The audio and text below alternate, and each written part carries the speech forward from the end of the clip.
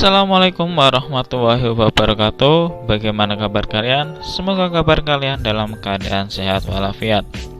Selamat datang di dalam pembelajaran Pendidikan Kewarganegaraan kelas 10 semester 1 bab 1 di pertemuan kedua. Kita akan membahas sama kayak bab kemarin, yakni nilai-nilai Pancasila dalam kerangka praktik penyelenggara pemerintah negara. Sebelum memulai pembelajaran hari ini, alangkah baiknya kita berdoa sesuai agama kalian masing-masing. Semoga dalam pembelajaran ini kalian mendapatkan manfaat dan berkah. Kita langsung saja dalam pembelajaran. Konsep pembagian kekuasaan di Indonesia. Di sini kita akan membahas yaitu ada dua kekuasaan, yakni yang pertama kekuasaan secara horizontal, yang kedua kekuasaan secara vertikal. Di dalam pembelajaran ini, siapa tahu kalian merasa ada yang sangat penting, bisa kalian catat di buku tulis kalian. Kita akan membahas yang pertama, yakni pembagian kekuasaan secara horizontal. Di sini terbagi menjadi beberapa, mulai dari yang pertama, kekuasaan konstitutif, kekuasaan eksekutif, kekuasaan legislatif, kekuasaan yudikatif, kekuasaan eksaminatif, dan yang terakhir kekuasaan moneter. Saya akan bahas yang pertama, kekuasaan konstitutif, yaitu kekuasaan untuk mengubah dan menetapkan undang-undang dasar. Kekuasaan ini dijalankan oleh MPR sebagaimana ditegaskan dalam pasal 3 ayat 1 Undang-Undang Negara Republik Indonesia tahun 1945 yang menyatakan bahwa Majelis Permusyawaratan Rakyat berwenang mengubah dan menetapkan undang-undang dasar. Perlu kalian ingat kembali bahwa kekuasaan konstitutif yaitu kekuasaan yang mengubah dan menetapkan undang-undang dasar. Kekuasaan ini dijalankan oleh MPR. Lanjut, yaitu yang kedua, kekuasaan eksekutif. Kalau kekuasaan eksekutif, kekuasaan untuk menjalankan undang-undang dan penyelenggaraannya pemerintahan negara. Kekuasaan ini dipegang oleh Presiden sebagaimana ditegaskan dalam pasal 4 ayat 1 Undang-Undang Dasar Negara Republik Indonesia tahun 1945 yang menyatakan bahwa Presiden Republik Indonesia memegang kekuasaan pemerintahan menurut Undang-Undang Dasar. Selanjutnya, kekuasaan legislatif, yaitu kekuasaan untuk membentuk undang-undang. Kekuasaan ini dipegang oleh Dewan Perwakilan Rakyat sebagaimana ditegaskan dalam pasal 20 ayat 1 yang menyatakan bahwa Dewan Perwakilan Rakyat memegang kekuasaan membentuk undang-undang. Selanjutnya, kekuasaan yudikatif, yaitu kekuasaan untuk menyelenggarakan peradilan guna menegakkan hukum dan keadilan.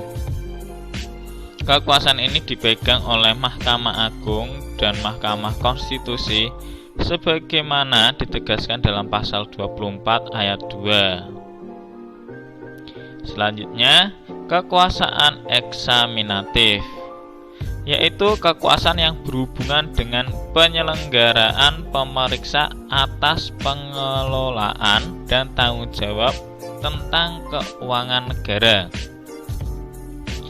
Ditegaskan dalam pasal 23E ayat 1 menyatakan bahwa untuk memeriksa pengelolaan dan tanggung jawab tentang keuangan negara diadakan satu badan pemeriksa keuangan yang bebas dan mandiri. Yang terakhir, kekuasaan moneter, yaitu kekuasaan untuk menetapkan dan melaksanakan kebijakan moneter, mengatur dan menjaga kelancaran sistem pembayaran, serta memelihara kestabilan nilai rupiah Kekuasaan ini dijalankan oleh Bank Indonesia selaku bank sentral di Indonesia, ditegaskan dalam pasal 23D UUD NRI tahun 45. Menyatakan bahwa negara memiliki suatu bank sentral yang susunan, kedudukan, kewenangan, tanggung jawab, dan independensinya diatur dalam undang-undang. Secara singkat, saya akan menjelaskan bahwa kekuasaan konstitutif bisa kalian catat di catatan kalian, yaitu bahwa kekuasaan konstitutif kekuasaan untuk mengubah dan menetapkan undang-undang dasar. Siapa yang menjalankan? Yakni MPR. Yang kedua, kekuasaan eksekutif. Kekuasaan ini menjalankan undang-undang dan penyelenggaraan pemerintah negara. Kekuasaan ini dipegang oleh siapa? Oleh presiden. Selanjutnya, kekuasaan legislatif. Intinya yaitu untuk membentuk undang-undang. Kekuasaannya dipegang oleh siapa? Oleh DPR. Selanjutnya yaitu kekuasaan yudikatif, yaitu kekuasaan kehakiman, menyelenggarakan peradilan guna menegakkan hukum dan keadilan. Kekuasaannya dipegang oleh siapa? Yakni Mahkamah Agung dan Mahkamah Konstitusi. Itu secara singkat. Jadi kalau merasa penting silahkan kalian catat di buku catatan kalian. Kita lanjut selanjutnya yaitu pembagian kekuasaan secara vertikal.